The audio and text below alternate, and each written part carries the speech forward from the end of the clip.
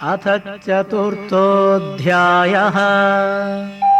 श्रीभगवानुवाच इमं विवस्वते योगं प्रोक्तवानहमव्ययम् विवस्वान्मनवे प्राह मनुरिक्ष्वाकवे ब्रवीद।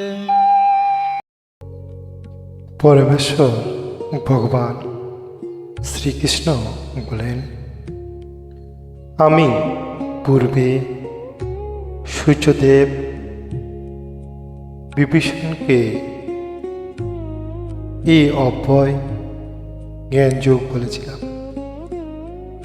বিভীষণ তা মানব জাতির জন্য মনুকে বলেছিলেন এবং মনু তা ইক্ষ্বাকুকে বলেছিলেন।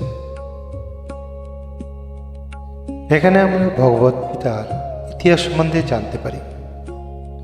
বহু প্রাচীনকাল থেকেই সূর্যলোক আদি বিভিন্ন গ্রহলোকের রাজাদের ভগবান এই জ্ঞান দান করেছিলেন। সমস্ত গ্রহলোকের রাজাদের বিশেষ কর্তব্য হচ্ছে প্রজা পালন করা এবং সেই জন্য তাদের সকলেরই ভগবদ্গীতার বিজ্ঞান সম্পর্কে পূর্ণভাবে অবহিত হওয়া প্রয়োজন, যাতে তাদের প্রজাদের তারা কামনা বাসনার জড়বন্ধন থেকে মুক্ত করে পরমার্থিক লক্ষ্যের দিকে পরিচালিত করতে পারে। মানব জীবনের উদ্দেশ্য হচ্ছে পরমেশ্বর ভগবানের সঙ্গে নিত্য সম্পর্কের উপর আধারিত পরমার্থিক জ্ঞানের অনুশীলন করা এবং তাই সমস্ত রাষ্ট্র এবং সমস্ত গ্রহলোকের শাসকবর্গের কর্তব্য শিক্ষার মাধ্যমে, সংস্কৃতির মাধ্যমে ও ভক্তির মাধ্যমে জনগণকে এই জ্ঞান বিতরণ করা। পক্ষান্তরে বলা যায়, সকল রাষ্ট্রের কর্ণধার ও প্রশাসকদের একমাত্র কর্তব্য কৃষ্ণ ভাবনামূর্তিতে বিজ্ঞানকে প্রসারিত করা, যাতে প্রতিটি মানুষ এই মহাবিজ্ঞানের সুফল লাভ করতে পারে এবং মানব জীবনের সুযোগ কাজে লাগিয়ে সাফল্য অর্জন করতে পারে।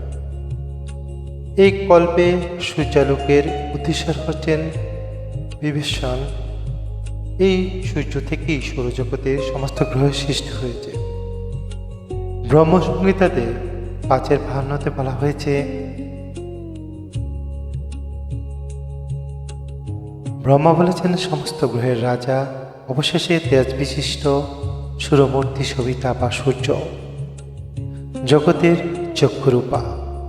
তিনি যার অজ্ঞায় বা আজ্ঞায় কালচক্র রূঢ় হয়ে তার কক্ষপথে ভ্রমণ করেন এবং সেই আদিপুরুষ গোবিন্দকে, শ্রীকৃষ্ণকে আমরা ভজনা করি।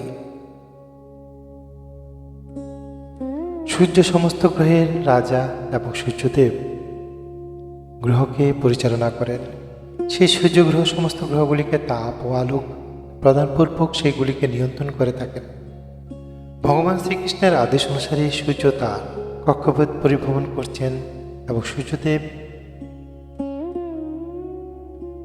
বিভীষণকে ভগবান শ্রীকৃষ্ণ তার প্রথম শিষ্যরূপে গ্রহণ করে ভগবদ্গীতার বিজ্ঞান দান করেন।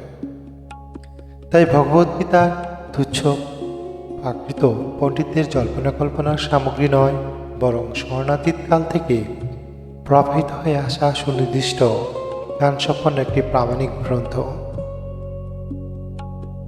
মহাভারতের শান্তি পূর্বে ৩৪৮-৫২ অংশে আমরা গীতার ইতিহাস উল্লেখ পাই। ত্রেতা যুগের প্রারম্ভে বিভীষণ ভগবত তত্ত্ব সম্মানিত এই জ্ঞান মনুকে দান করেন। মানব সমাজে পিতা মনু এই জ্ঞান তার পুত্র শশাগরা, পৃথিবীর অধীশ্বর এবং রঘুবংশের জন্য ইক্ষ্বাকুকে দান করেন। এই রঘুবংশ শ্রী রামচন্দ্র আবির্ভূত হন, সুতরাং ভগবদ্গীতা মহারাজা ইক্ষ্বাকুর সময় থেকেই মানব সমাজে বর্তমান। এই পৃথিবীতে এখন কলিযুগ 5000 বছর অতিক্রান্ত হয়েছে। কলিযুগের স্থায়িত্ব এর আগে ছিল দ্বাপর যুগ, এর আগে ছিল ত্রেতা যুগ, এইভাবে প্রায় বহু বছর আগে মনু তার শিষ্য পুত্রদের এই পৃথিবীর অধীশ্বর ইক্ষ্বাকুকে এই ভগবদ্গীতার জ্ঞান দান করেছিলেন।